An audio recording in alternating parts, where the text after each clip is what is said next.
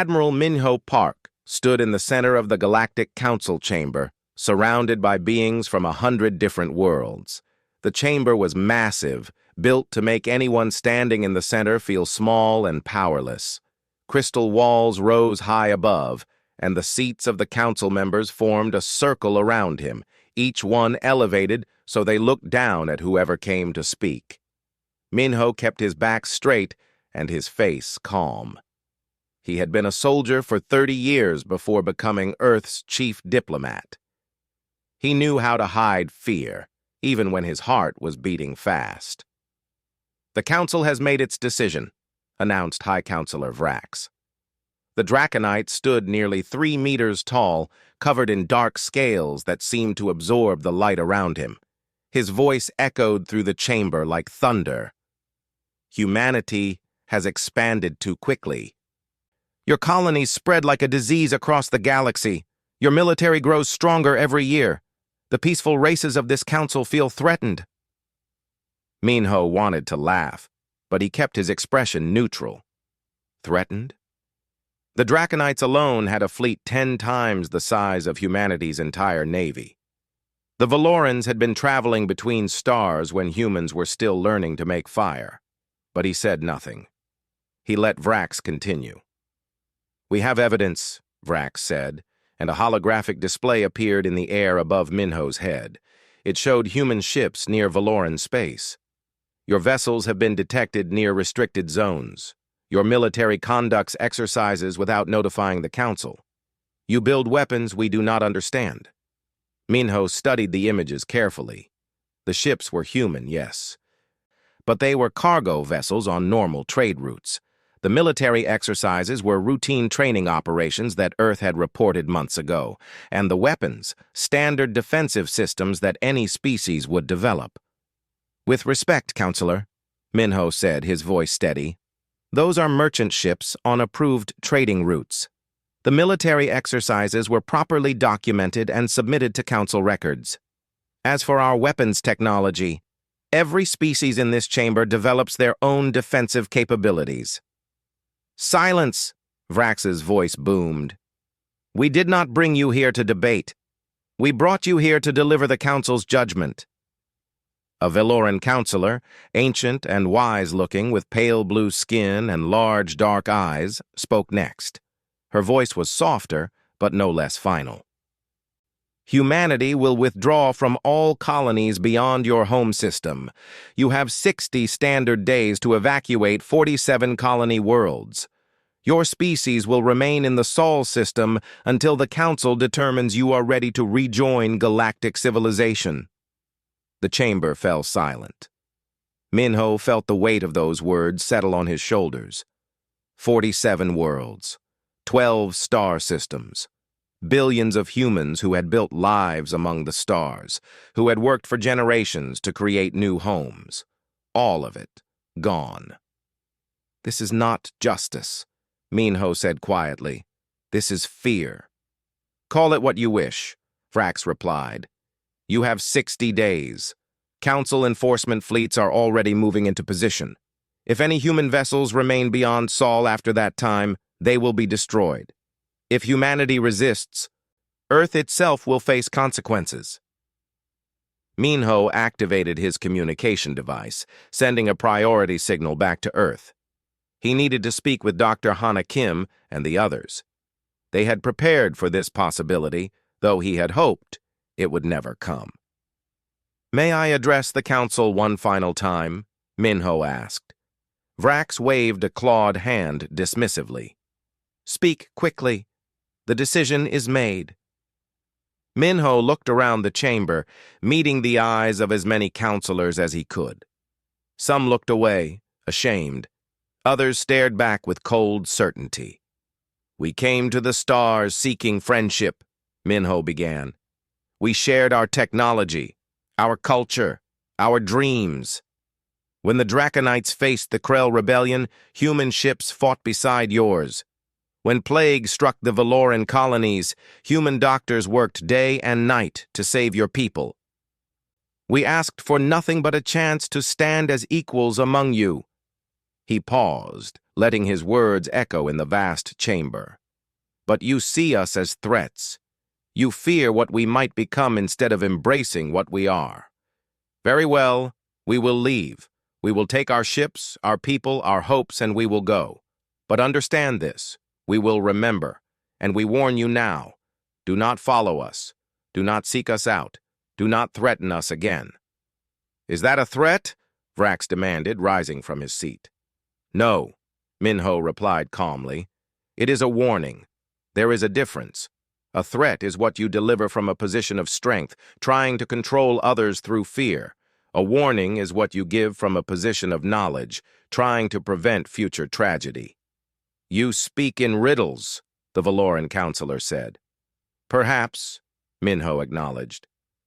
Or perhaps you simply do not want to understand. He turned to leave, but stopped and looked back one more time.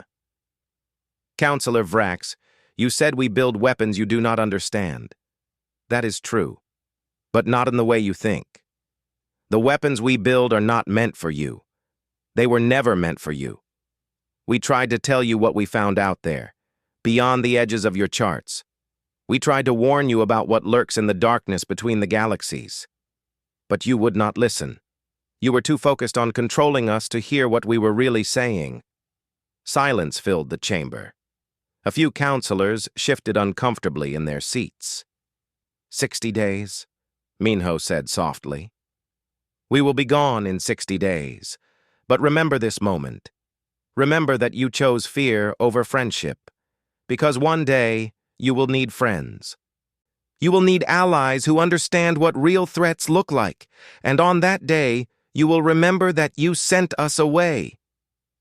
Minho walked toward the exit, his footsteps echoing on the crystal floor. As he reached the doorway, he heard Vrax call out behind him. Do you really think you can frighten the council with vague warnings about monsters in the dark? Minho stopped, but did not turn around. I am not trying to frighten you, counselor. I am trying to save you. There is a difference. You will learn it, eventually. I just hope it is not too late when you do. He left the chamber and returned to his ship. Within minutes, he was transmitting encrypted messages to Earth, to the colonies, to Captain Yuna Choi and the fleet commanders. The message was simple. Begin Protocol Exodus. They have left us no choice. In her laboratory on Earth, Dr. Hana Kim received the message. She looked at the research data displayed across dozens of screens, showing technologies that would have terrified the Council if they truly understood. She thought about the discoveries humanity had made in just 50 years of space exploration, the ancient ruins they had found, the warnings left behind by civilizations that came before. She sent her own message to the research division.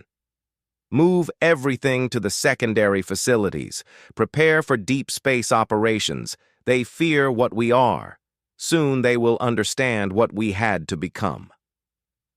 Across 47 worlds, millions of humans began packing their lives into ships. They were angry, heartbroken, confused, but they were human. They would adapt, they would survive, and they would remember. The evacuation took 58 days, 2 days ahead of the Council's deadline, but it felt like an eternity to those who lived through it. Captain Yuna Choi watched from the bridge of her ship as the last transport vessel lifted off from New Seoul, humanity's third-largest colony. The city below was still intact, buildings standing empty like tombstones marking where human dreams had died. Parks where children had played were silent now. Schools, hospitals, homes, all abandoned because the galaxy's great powers had decided humanity was too dangerous to tolerate. Yuna had been born on New Seoul. She had never seen Earth except in pictures. Now she was leaving the only home she had ever known, and she might never return. All transports away, Captain, reported Taeyang Shin from the communications station. He was young, barely 22, and his voice shook slightly. The colony is empty. Good, Yuna said quietly. Set course for the rendezvous point beyond the galactic rim. Yes, ma'am? The fleet jumped to faster-than-light travel, leaving New Sol behind forever. But Yuna's mission was not finished. She had volunteered for one final task, one last journey into Council space. 3 weeks later, Yuna's ship emerged from FTL near the Council headquarters. She came alone, in a small diplomatic vessel with no weapons, no shields, no defenses of any kind. The Council's defense fleet immediately surrounded her, guns trained on her ship from every direction. "This is Captain Yuna Choi of Earth," she transmitted on all frequencies. "I request permission to address the Council one final time." There was a long pause. Then, "Permission granted. You will be escorted to the station under heavy guard." Yuna smiled grimly. Of course they would grant permission. They wanted to gloat, to see the defeated humans one last time before they disappeared into the darkness. The council chamber looked exactly as it had when Admiral Minho Park stood there 2 months ago. The same crystal walls, the same elevated seats, the same sense of overwhelming power designed to make visitors feel small.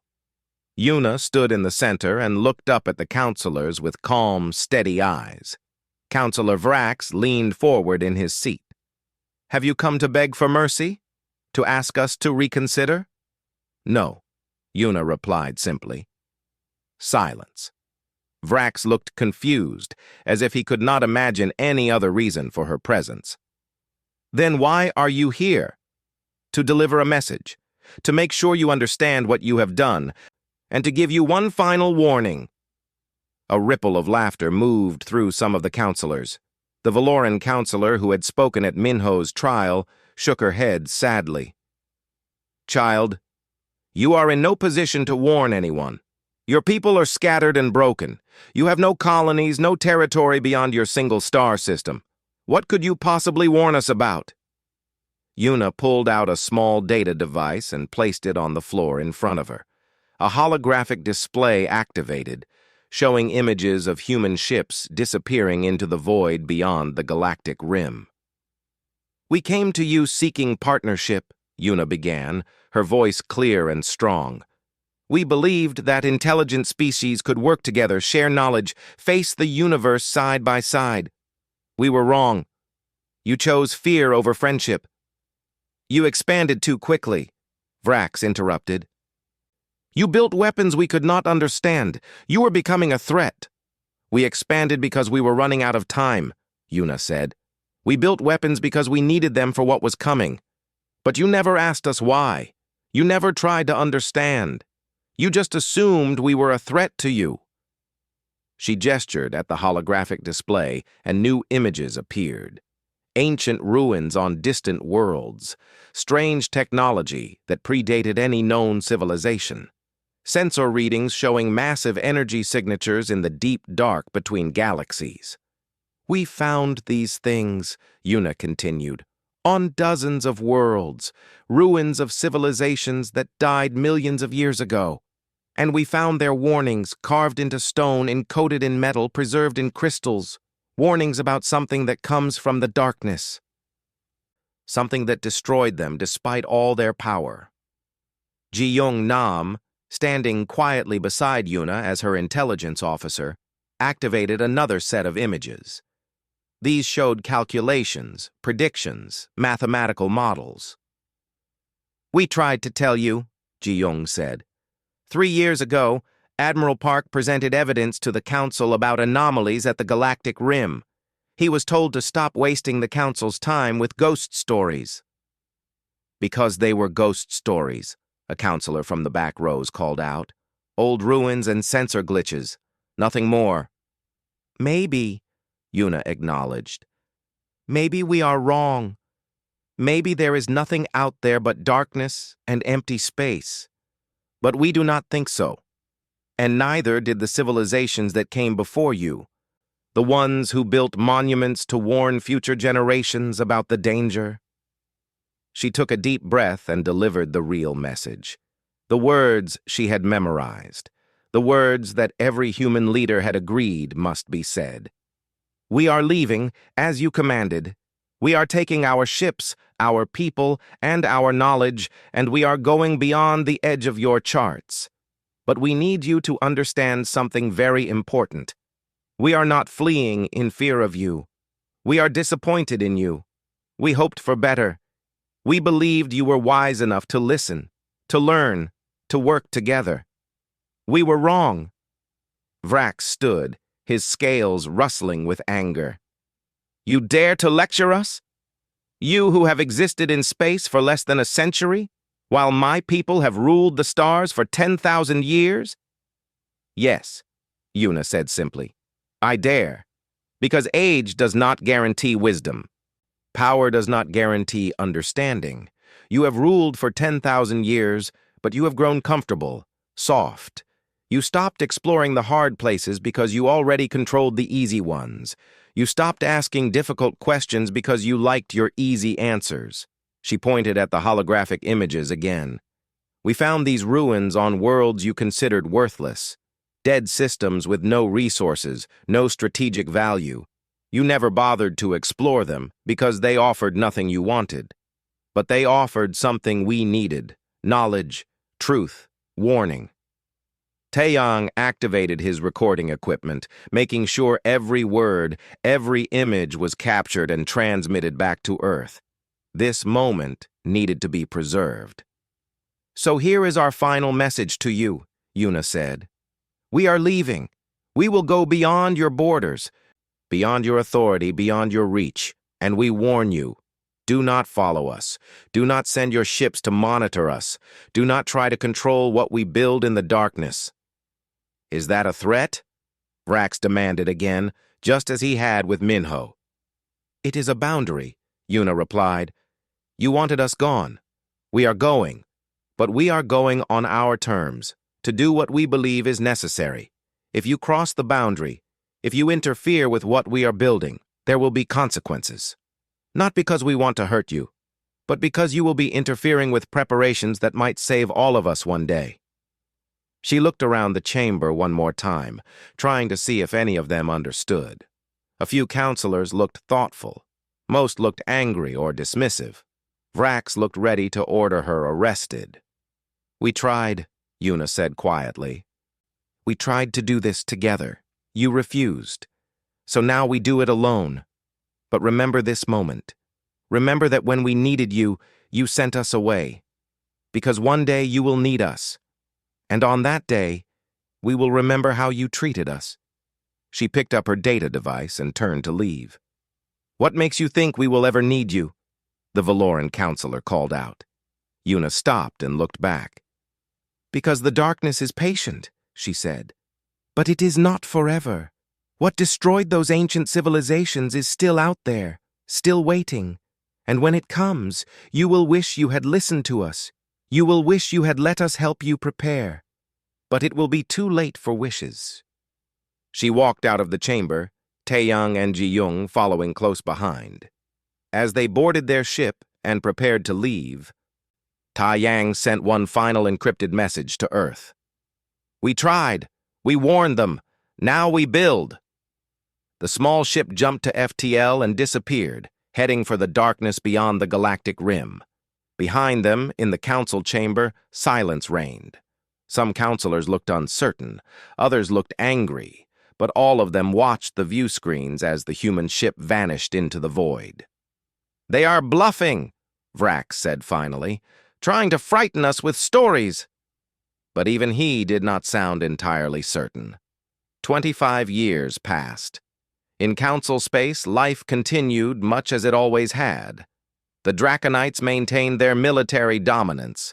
The Valorans pursued their ancient philosophies. Trade routes hummed with activity, and the galactic economy grew slowly but steadily. Occasionally, someone would mention the humans, wondering what had become of them in the darkness beyond the rim. But mostly they were forgotten. The Council congratulated itself on eliminating a potential threat before it could grow too large. A few voices warned against complacency, suggesting they should monitor the humans' activities. But these voices were dismissed. Why worry about a species confined to a single star system, far from anything important? But strange things began happening at the edges of Council space. Ships that ventured too close to the boundary where human space began never returned. Not destroyed, just gone, as if they had never existed. Trade routes near the rim went silent. Automated listening posts stopped transmitting. And in the darkness beyond the edge of charted space, sensors sometimes detected energy signatures that made no sense, that violated known physics, that suggested technologies the Council had never imagined. None of this was considered urgent. Space was dangerous. Ships disappeared sometimes. Equipment malfunctioned. It meant nothing. In the darkness beyond the galactic rim, in a region humans now called the Forge, humanity had transformed itself. Dr. Hana Kim, now 87 years old, stood in a laboratory that would have been impossible to build 25 years ago. The walls hummed with power that bent space itself. Holographic displays showed calculations that involved math the Council had never discovered. On tables around her rested devices that looked like art and functioned like miracles. The latest test was successful, reported Nari Song, chief engineer of the New Technologies Division. She was young, born during the Exodus, part of the generation that knew nothing but exile and hard work. The dimensional shields held for 6 hours at full power. That is 3 hours longer than our previous record. Hana nodded slowly. Her body was old and tired, but her mind remained sharp. Good. How are the biological integration systems? Working beyond our predictions, Nari replied. Subjects report full neural connection with ship systems. Response time is now measured in milliseconds instead of seconds. Hana allowed herself a small smile. 25 years ago, most of this research had been theoretical. The Council would have called it impossible, but humans had a gift for making impossible things real when survival was at stake. Commander Do-hyun Kang entered the laboratory, moving with the quiet confidence of someone born and trained in the harshest environments. He was 32 years old and had never seen Earth. His parents had been among the refugees from New Seoul. He had grown up in space stations and on colony ships, learning to be a soldier in a place where every mistake could mean death. Dr. Kim, he said respectfully, long-range sensors have detected Council ships approaching the boundary. A small exploration fleet, probably looking for resources. Hana sighed. How long until they cross into our territory? 2 days, if they maintain current course and speed. Have they detected our listening posts? No, Do-hyun replied. They still use the same sensor technology they had 25 years ago. We could be sitting right next to them and they would not see us. Hana walked slowly to a window that looked out over the shipyards. Hundreds of vessels hung in space, unlike anything the Council had ever built. They looked organic, almost alive, their hulls formed from materials that responded to thought and adapted to threats. Some were small, no larger than fighters. Others were massive, city-sized constructs that served as mobile research stations and defensive platforms. This was what humanity had built in 25 years of exile. This was what happened when you took a species that thrived on challenges and gave them the ultimate challenge: survive alone in the dark or die. Send Yunjibaek's diplomatic team, Hana said finally. Let her try to turn them away peacefully. But have Do-hyun's defense fleet ready, just in case. Yes, ma'am. 2 days later, the Council exploration fleet crossed the boundary. They were searching for rare minerals, desperate to find new resources after their economy had stagnated. The Council had not expanded in decades, too comfortable with what they already controlled. Now they were paying the price for their complacency. Captain Seojun Park, grandson of Admiral Minho Park, commanded the defense fleet. He was young, only 28, but he had trained for this his entire life. Every child born in exile knew this day might come, the day when the Council would cross the line. Yunjibaek's diplomatic ship appeared first, transmitting on frequencies the Council vessels could receive.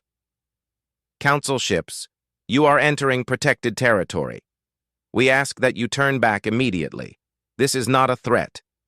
This is a request for your own safety. The Council Fleet Commander, a Draconite named Threx, responded with confusion and anger. This sector is unclaimed space. You have no authority here. Identify yourself. I am Onji Bayek, representing the Human Federation. These territories are now under our protection. We do not wish conflict. Please turn back. There was a long pause. Then Threx's voice returned, filled with disbelief and amusement. Human? The humans who fled like cowards 25 years ago? You dare to claim authority over anything? Yunji sighed. She had expected this reaction. Admiral Threx, please listen carefully. Much has changed in 25 years. We are not the same species you forced into exile. Turn back now, while we are still asking politely. I see no fleet, Threx replied. I see one small diplomatic vessel making empty threats. Stand aside or be destroyed. Do-Yun, listening from his flagship, gave a hand signal. Immediately, the cloaking systems on 30 human ships deactivated. They appeared around the Council fleet like ghosts materializing from nothing, surrounding them completely. The Council ships' alarms screamed. Their sensors went crazy, detecting energy signatures they could not identify, weapons systems they could not classify, ships that should not be able to exist. What? What is this? Threx stammered, all his confidence gone. Yunji's voice remained calm and professional. This is what humanity became when you sent us into the darkness. This is what happens when you force a species to evolve or die. We chose to evolve. Now once again we ask you politely, turn back. Threx, trained by 10,000 years of Draconite military tradition, made a fatal mistake. He ordered his ships to attack. The battle lasted 17 seconds. Human ships moved like living things, twisting through space in ways that violated physics as the Council understood it. Weapons fire from the Council fleet passed through empty space where human ships had been milliseconds before. And when the humans returned fire, they did not use weapons that destroyed. They used weapons that stopped. Every Council ship found its systems frozen, engines died, weapons powered down, life support continued, but everything else simply stopped working. The crews were unharmed, sitting in ships that had become metal coffins floating in space. Do-Yun's voice came over every Council ship's communication system. You fired first. Remember that. We gave you a chance to withdraw peacefully. You chose violence. But we are not like you. We do not destroy defeated enemies. We send them home with a message. He paused, letting his words sink in. Tell the Council what you saw here today. Tell them that humanity did not flee in fear. We left in disappointment. Tell them that we became strong not to threaten them, but to protect ourselves from what they refused to see. And tell them this. If they send another fleet, if they threaten us again, the next encounter will not be so gentle. Slowly, carefully, human ships began towing the disabled Council vessels back toward the boundary. Once across, Do-Yun's engineers restored basic functions to the Council ships, just enough to limp home. Admiral Threx, humiliated and terrified, sent an emergency transmission to the Council. Unknown hostile force encountered at boundary. Request immediate reinforcements, the humans. They are not what we thought. They are not what anyone thought. In the Council chamber, the emergency session erupted in chaos as they watched the battle footage transmitted from Threx's ships. 17 seconds of combat that showed them a truth they had refused to see for 25 years. Humanity had not been defeated. They had been freed. Freed from the Council's restrictions, freed to become what they needed to be. And what they had become was terrifying. The Council chamber had never been so full of fear. Counselors from 100 worlds watched the battle footage again and again. unable to believe what they were seeing. 17 seconds. An entire Draconite exploration fleet. Disabled in 17 seconds by an enemy they had dismissed as broken and defeated. Counselor Vrax, older now but still proud, stood before the assembly. His scales had dulled with age, but his voice remained strong. "This changes nothing," he declared. "They disabled a small exploration fleet. This does not make them our equals. We have thousands of ships, millions of warriors. If the humans want war, we will give them war." But not everyone agreed. The Valoran counselor, ancient beyond measure, shook her head slowly. "Did you watch the footage, Vrax? Truly watch it? Those human ships moved in ways our physicists say are impossible. They appeared from nothing, as if space itself was hiding them. And their weapons? They did not destroy Threx's fleet. They turned it off. They could have killed everyone aboard those ships. But they chose mercy." "Mercy is weakness," Vrax growled. "Or mercy is confidence," another counselor suggested. "Perhaps they spared Threx's fleet because they knew they could, because they wanted to send a message." "What message?" Vrax demanded.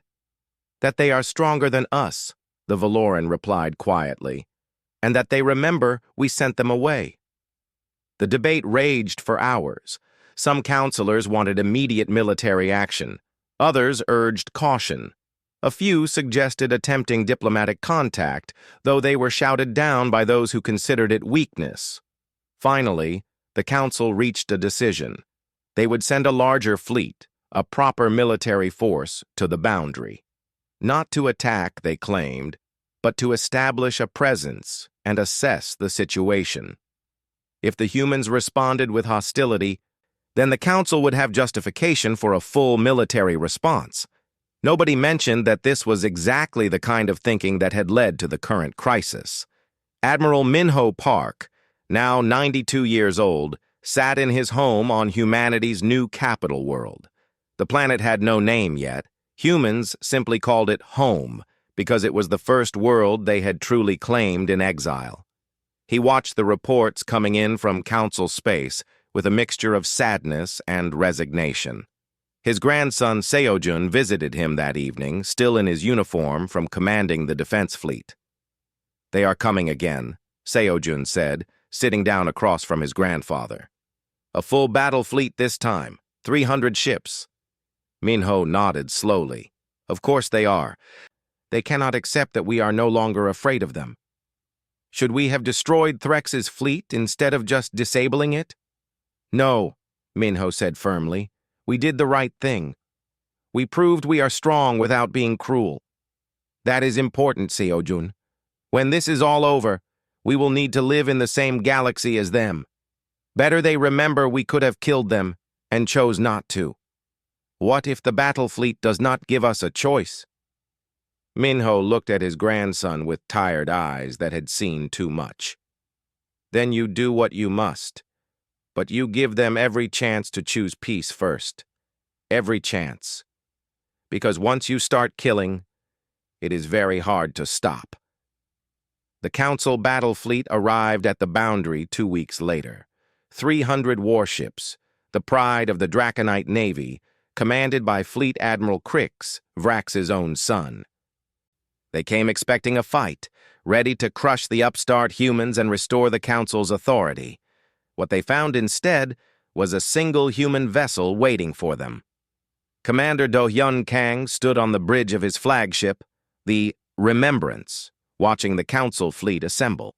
300 ships against one. The odds would have been impossible 25 years ago. Now they were almost fair. "Shall I activate the defense fleet?" asked his tactical officer. "Not yet," Do Hyun replied. "Open a channel to their commander." The view screen activated, showing Fleet Admiral Crix. He was younger than Vrax, but just as proud, just as certain of Draconite superiority.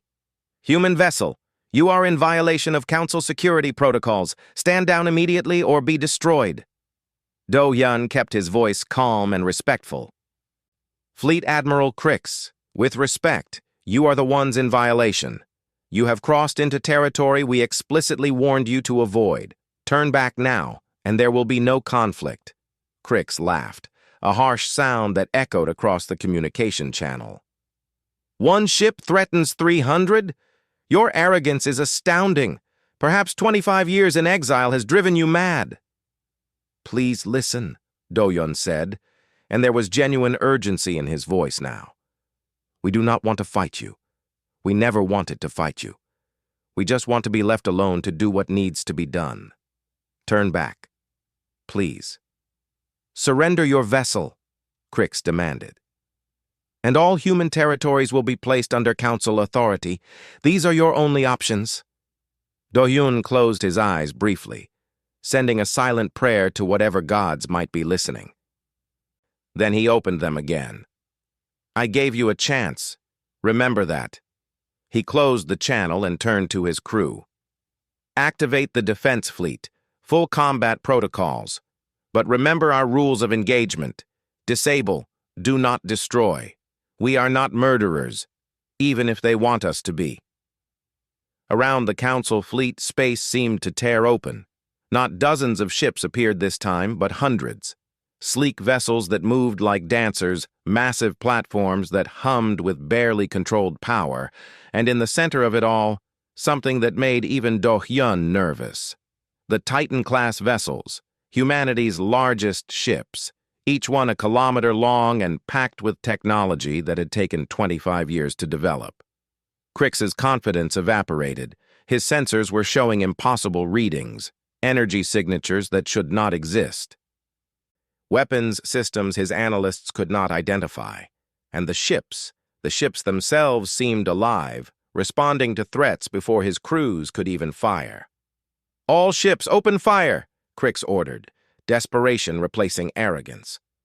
The council fleet opened fire with everything they had.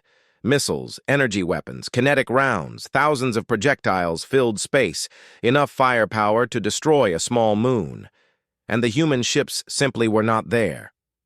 They moved through space like water, flowing around the attacks, appearing behind council ships before disappearing again. And when they fired back, they used the same technology Threx's fleet had encountered, weapons that shut down systems without destroying them. But this time, the council fought harder. Longer. The battle lasted almost 3 minutes. When it ended, 300 council ships hung dead in space, their crews unharmed, but their vessels completely disabled. And surrounding them, the human fleet waited, weapons still charged but not firing. Do-Hyun opened a channel to Crix again. "Your fleet is defeated," he said quietly, "but your crews are alive. In 1 hour, we will restore basic systems to your ships so you can return home. But I need you to understand something very important." Crix, all his pride stripped away, could only nod. "We did not do this because we hate you," Do-Hyun continued. "We did this because you forced us to. 25 years ago, you sent us into the darkness. You thought you were protecting yourselves from a threat, but you were wrong. We were never the threat. We were the warning." "Warning of what?" Crix whispered.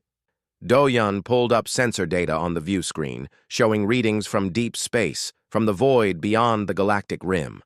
"Something is coming. Something that destroyed civilizations older and more powerful than the Council. We found their ruins, we decoded their warnings, and we spent 25 years preparing for what they warned us about instead of wasting time playing political games." He let that sink in. "We became strong not to threaten you, but to protect ourselves. And despite everything you did to us, we would have protected you too, if you had let us. But you chose pride over wisdom. You chose fear over friendship. And now, when we need to focus all our resources on the real threat, we have to waste time dealing with your fleets." "What? What is coming?" Crix asked. "Something worse than you can imagine," Do-Hyun replied. "And it is almost here." As if to punctuate his words, alarms began sounding across both fleets. Long-range sensors were detecting massive energy signatures emerging from deep space. Something was entering the galaxy, something huge, and it was heading straight for Council space. The emergency session of the Galactic Council was unlike anything in their 10,000-year history. Counselors shouted over each other, demanding answers that nobody had. On every view screen surrounding the chamber, the same terrifying images played. Massive structures emerging from the void between galaxies, each one the size of a small moon, moving with purpose toward council space. "What are they?" someone screamed. "Unknown," came the reply from the science division. "They match no known technology. They do not respond to communication attempts. And they are heading directly for our most populated systems." Counselor Vrax, his pride finally broken, stood with shaking legs. "Contact the humans," he said quietly. Silence fell over the chamber. "What did you say?" the Valoran counselor asked, though she had heard him perfectly. "Contact the humans," Vrax repeated, louder this time.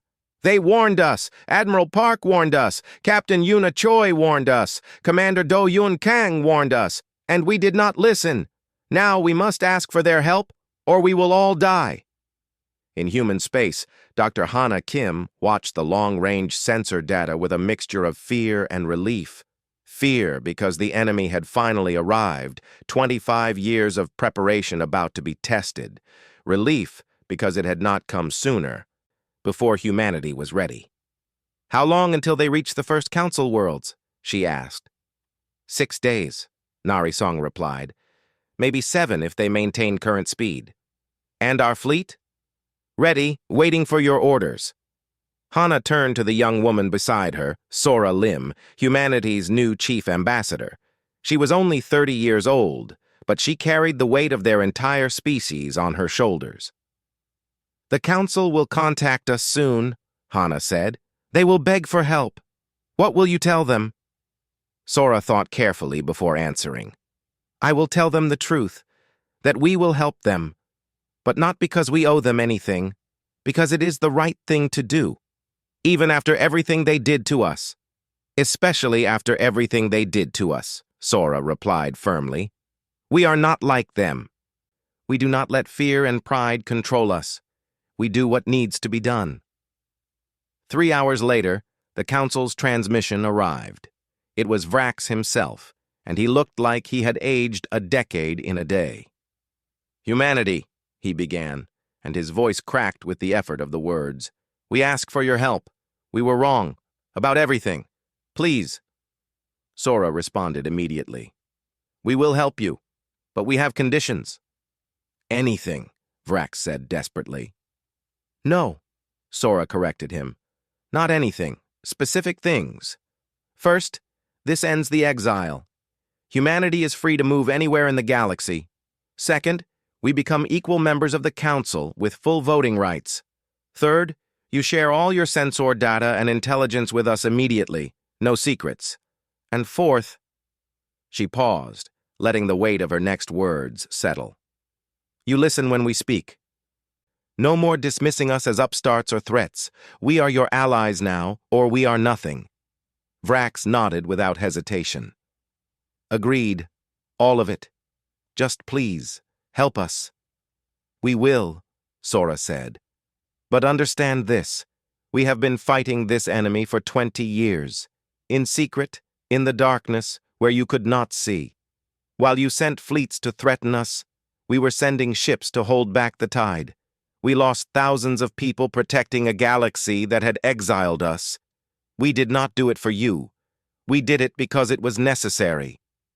The council chamber fell silent as Sora's words sank in. 20 years. Humanity had been fighting alone for 20 years. "Why did you not tell us?" the Valoran counselor asked softly. "We tried," Sora replied, "but you would not listen. So we stopped trying to convince you and just did the work that needed doing." Admiral Minho Park, old but still standing, appeared beside Sora in the transmission. "The entity approaching your space is what destroyed the ancient civilizations," he explained. "We call them the Devourers, because they consume everything. Energy, matter, information. All of it gets absorbed into their structures. They have been dormant for millions of years, sleeping in the void between galaxies. Something woke them. We do not know what. We just know they are coming. Can we stop them? Vrax asked. Yes, Minho said simply. But only if we work together. Your numbers combined with our technology. Your resources combined with our knowledge. Together we can win. Alone, we all die. The combined fleet assembled 2 days later. 3,000 council ships, representing every species in the galaxy, working alongside 400 human vessels. The numbers favored the council, but anyone who looked closely could see that the human ships were different. Better. 25 years of desperate innovation had produced miracles. Commander Yejun Ko stood on the bridge of the human flagship Unity, watching the fleet organize itself. He was young for a fleet commander, only 34, but he had trained his entire life for this moment. Every simulation, every drill, every lesson had been preparing him for the day when humanity would face the Devourers. Council fleet reporting ready, his communications officer reported. Human fleet ready, added his tactical officer. Good, Yejun said. Open a channel to all ships, Council and human. The view screen activated, showing thousands of faces from hundreds of species. This is Commander Yejun Ko of the Human Federation. In a few hours, we will face an enemy that has destroyed civilizations far older than any of us. They do not negotiate. They do not communicate. They simply consume. But we are not the species they destroyed millions of years ago. We are stronger. We are smarter. And most importantly, we stand together. He paused, looking out at the assembled fleet. 25 years ago, the Council and humanity were divided. Fear and pride kept us apart. But today we fight as one. Not as separate species, but as defenders of all life in this galaxy. Some of you may not trust the humans. Some humans may not trust you. That is okay. Trust is earned. But survival is shared. We survive together, or we die together. There is no other option. The Devourers arrived 6 hours later. The battle was unlike anything the galaxy had ever seen. The Devourers' ships moved with alien intelligence, adapting to every tactic, learning from every engagement. Their weapons tore through shields that had been considered impenetrable. Their defenses absorbed energy that should have destroyed them. But they had never fought humans before. Human ships darted through the battle, too fast to target, too unpredictable to anticipate. They used weapons the Devourers had never encountered, technologies built from ancient warnings and modern desperation. And most importantly, they used tactics no other species would have considered, sacrificing ships to save others, taking impossible risks to protect their allies, fighting with a courage born from having nothing left to lose. The Council ships fought alongside them, learning quickly, adapting their strategies to match the humans' innovative chaos. Draconite warriors found themselves following orders from human commanders half their age. Valoran scientists worked side by side with human engineers, combining ancient knowledge with new ideas. The battle raged for 18 hours. Ships died on both sides. Millions of lives were lost. But slowly, impossibly, the combined fleet began to win. Yejun watched as the last Devourer ship collapsed in on itself, imploding from the quantum weapons humanity had developed specifically for this fight. "Confirmed destruction," he ordered. "Confirmed," his tactical officer replied. "All Devourer vessels destroyed." The threat is neutralized. Cheers erupted across the fleet, human and alien voices mixing together in celebration. But Yejun did not celebrate. He opened a private channel to Dr. Hana Kim, back on the human homeworld. "We won," he reported. "Good," Hana replied, her ancient voice tired but satisfied. "But this was just one fleet. The Devourers sent scouts. Now they know we are here. Now they know we can fight back." "So it is not over?" "No," Hana said. "It is just beginning. But this time we do not fight alone." 3 months later, the new Galactic Accord was signed. Humanity took its place as equal partners in the Council. Trade agreements were established. Cultural exchanges began. And most importantly, joint military training started, preparing for the day when the Devourers would return in force. Admiral Minho Park, now 93 and confined to a wheelchair, attended the signing ceremony. Beside him stood Counselor Vrax, equally old and equally tired. "We were fools," Vrax said quietly. "Yes," Minho agreed, "but wise enough to learn from it. That is what matters. If we had worked together from the beginning—" "We did not," Minho interrupted gently. "We cannot change the past. We can only build a better future." Sora Lim approached them, carrying the signed accord. "It is done," she said. "Humanity is no longer in exile." Minho smiled, looking at the young ambassador who represented everything humanity had become. "We were never truly in exile," he said. "Exile implies punishment. What we experienced was transformation. They forced us to leave. We warned them. And now they understand. Humanity does not seek dominance. We seek family.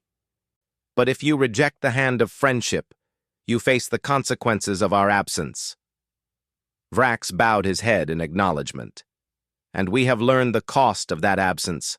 Never again." "Never again," Minho agreed. Outside the chamber, human and alien children played together, the first generation to grow up without the old divisions. The galaxy had changed. Humanity had changed it, not through conquest or domination, but by becoming exactly what the Council had feared, strong enough to stand alone, but wise enough to choose unity. The consequences of forcing humanity to leave had been learned, the warning had been heard, and now, together, they would face whatever came next.